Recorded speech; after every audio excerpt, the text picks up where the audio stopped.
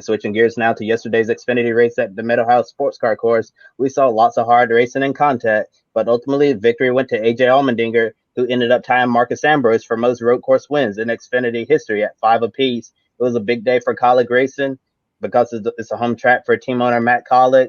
Ohio native and Indy 500 winning team owner Mike Shank was also on site in the pits with Kaulig Racing to see his longtime friend AJ Allmendinger win in person. Ben, you've been following AJ Allmendinger's career very closely for a long time. Do you see a different mindset in him now compared to his previous stint in Cup? Let me tell you something, Kobe. I see an AJ Allmendinger that I haven't seen in a very long time. And like you said, I followed this guy from when he came over from Champ Car and was struggling so much to qualify for Red Bull, kind of broke through with Richard Petty Motorsports. And then he gets his big break at Penske and then has the failed drug test and kind of has to start at square one again and gets to come back with Roger and lead laps at the Indy 500, gets some starts with Phoenix, breaks through again with JTG Doherty, and gets his Cup win at the Glen. And then, he kind of found a home there. And, I think he just got burned out and tired of racing a full 38-week schedule in midfield equipment and knowing that he really only had 2 or 3 good chances being road courses to get a win at in the Cup Series level. And so he steps away in 2018. I remember in 2015 he signed like a 5-year contract and didn't even get to see that all the way through because they brought Ryan Preece on board. Stepped away, and in 2019 I remember thinking, what's he really going to be doing this year? Because he's going to run the 24 Hours of Daytona, which he does almost every year. He was doing some TV stuff with NBC. And then you see that he's going to do some races with Kaulig. And by the end of the season, he did get 1 win at the Charlotte Roval, came back with them in 2020, expanded his season, finally got a win on an oval at Atlanta, which, for AJ Allmendinger fans, I think that win's got to mean even more to you, arguably, than winning at the Glen for AJ, to see just how excited he was getting the win on the oval. It's so refreshing. I've got to say, to see him having this much fun.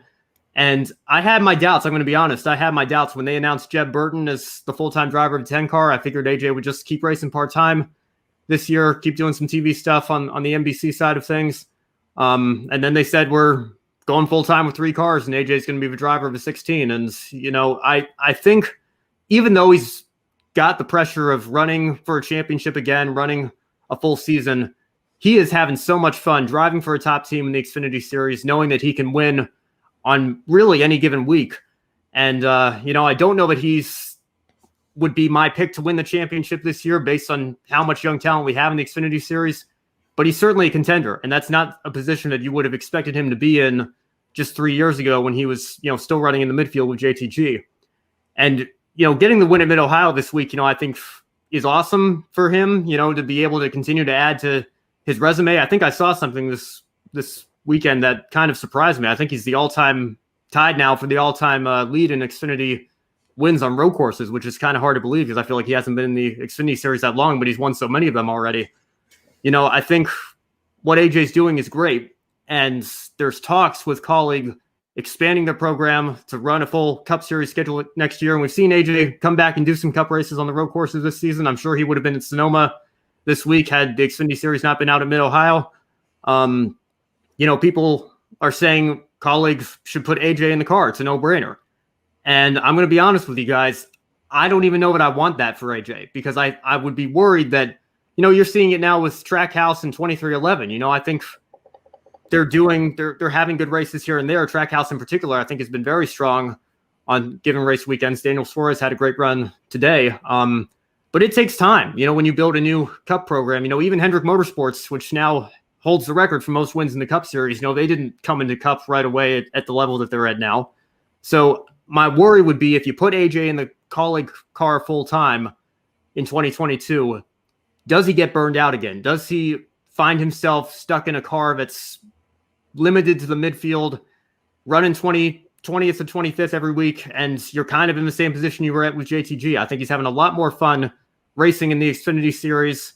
And, if I got to make my pick for that Kaulig car, I think it's probably going to be Kaz Grala or Justin Haley. I think the two of them have shown with the limited opportunities that they've gotten in that car that they're ready to move up. Haley in particular, he could be a contender for the Xfinity Series championship this year as well. So, To sum it all up, AJ looks like he's having the time of his life. I couldn't be happier for him. No matter how the season ends up playing out, I think it's a great story. And Matt Weaver had a great article in Autoweek this week. I think he summed it up perfectly. Kaulig Racing has brought out the best possible version, and I'm paraphrasing here, but it's the best version of AJ Allmendinger that we've ever seen. And I think, it's absolutely right. He hit the nail right on the head with that. And we'll see what happens. But AJ certainly seems to be having a lot of fun, and I know his fans are as well. Yeah, yes, AJ Allmendinger is definitely having a lot of fun right now. And you're right, Ben. AJ is tied for most wins, five apiece on the Xfinity Series on road courses with Marcus Ambrose. And you're doing something right when you tie Marcus Ambrose with anything on road courses. He was so good at Watkinsville. And AJ's is such an excellent road racer, and AJ has really developed into an all around racer in NASCAR.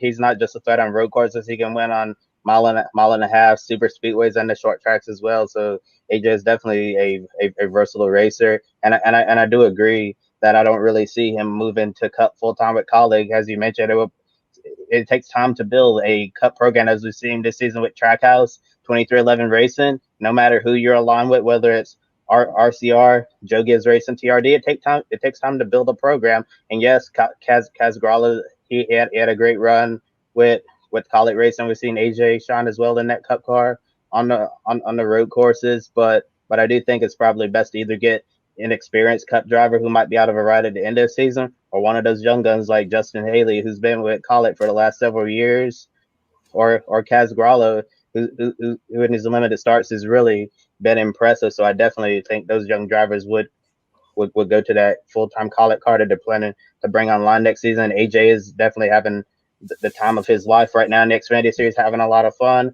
And I think at this stage in his career, AJ is probably his best bet to focus on having fun rather than being stressed out on the road 38 weeks out of year.